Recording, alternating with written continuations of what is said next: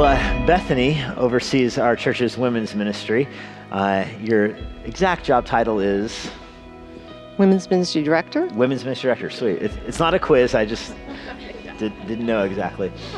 Bethany has helped organize our church's, not our women's retreats, but our women's conference, which is when, 2 weeks? No, next weekend. Friday weekend. And Saturday. Okay, right around the corner. Can you tell us a little bit about it? Sure. Every other year, we do have a retreat, which was last spring, but every other year we have a conference. And the difference is the retreat is kind of like all weekend long off-site. The conference is just here at Immanuel, and it's Friday night and Saturday morning. And so it's coming this weekend, and we've invited Nancy Guthrie to come speak, and she'll be speaking once on Friday night and twice on Saturday morning. And then we have some other things going on too. Well, I remember the difference between the retreat and the conference is that at the retreat, I have to bring my kids to church by myself. Yes. Yeah, their shoes were on their ears, I remember. But it was only once every 2 years, so. Yeah. Good. It keeps me out of practice, though. So the conference begins Friday night, Saturday. Nancy Guthrie, tell us a little bit about Nancy. Yeah, well, Nancy Guthrie, she's a speaker, but she is also a Bible study teacher. So I have a Bible study meets in my house that Wendy Blackwell and Carolyn Harvey lead, and she has a series in the Old Testament, and we started doing it in a few years, so we're kind of going through her series. This is, I think, our 4th year, and it's called Seeing Jesus in the Old Testament. Yeah. And she started with Genesis, and then she went on, and she's kind of working her way, not book by book, because, that would be a long time. But like right now we're in the wisdom books, and then she'll do the prophets, and it's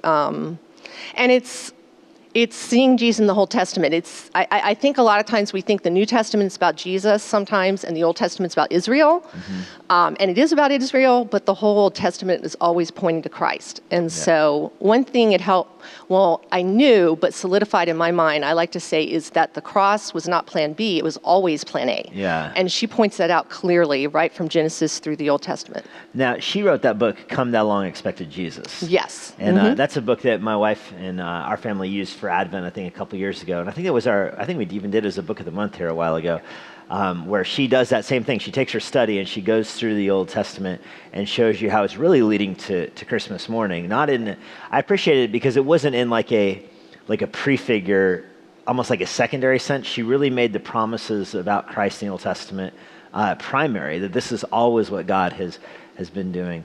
So what's she doing at the conference? Well, the conference, the title is, Can This Possibly Be God's Good Plan for My Life?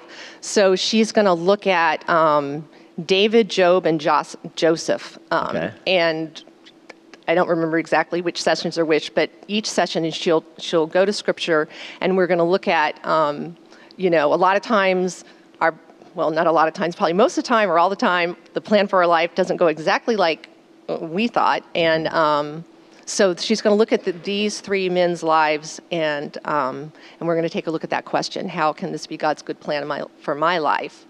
Looking at what Scripture says in their lives. So. Okay. Have you heard her teach before?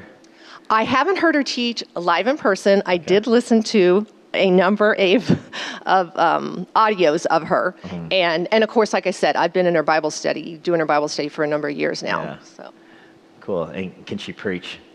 Yes, okay, she can. That's the question, because they often say authors that are good writers tend to make. Well, I have learned that not all. Yeah, I have learned that not all good writers or authors are good speakers, and vice versa. But yes, she can teach. Okay, sweet. Tell us some of the details about it, like cost and how people would sign up. I know there's a table here this morning. I see the banner still, but yeah. Well, you can sign up online. You can go to our website. I think it's scrolling now across the first 3 or whatever. You can also register in the bookstore. We'll even register on site that night. I think it's like $35 now. Although for college students and high school young women, it's like half that. Okay. And yeah. All right. Any particular way we can pray for this? Sure. I think we can pray for Nancy as she's preparing to come and speak. We can, pray for those of us who are coming, both that, will be open to Nancy's teaching, but also for the opportunity just to connect with other women here at the church, both women that are regular part of the congregation and maybe somebody new that we haven't met before. Now, do you still need volunteers to, do registration or that kind of thing? We have registration kind of covered. Okay. But yeah, sure, we can always use a few more volunteers. We're going to have, Friday night after the session, we're going to have a cookie reception in here. Those women that know me, we're going to have cookie and milk and coffee and hot tea and stuff like that. It's just an opportunity for women to connect and fellowship. So we can always use volunteers for that. Okay.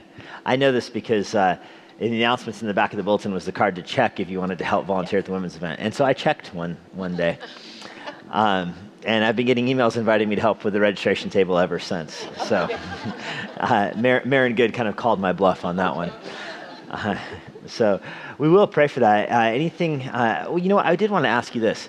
Do you have any, highlights in your minds of ways the Lord has worked in previous conferences or retreats in our women's ministry? Sure. I ask because I'm thinking there might be some women here who are on the fence about going. Like they've seen the flyers and they've heard people talking about the women's retreat, but they've never really done it before. What's the benefit for that person of signing up and attending? Well, if hearing Nancy Guthrie is not enough, because I'm very excited to have her come speak. One of the things is, a couple things. One is just the opportunity for corporate worship as women. It's just really encouraging to be in a room with hundreds of women worshiping together and being taught as women. So that's a bonus. The other thing is, and I've alluded to that before, the opportunity to connect. While our church isn't a mega church, it's a large church. And one great thing you can do at these during the reception, where I have a break on Saturday, is opportunity to connect with other women. And I was thinking back of one of our events where we had a reception last year. I remember there was a new woman here. They had just moved here, just started coming here, and somebody introduced me, looking to get connected.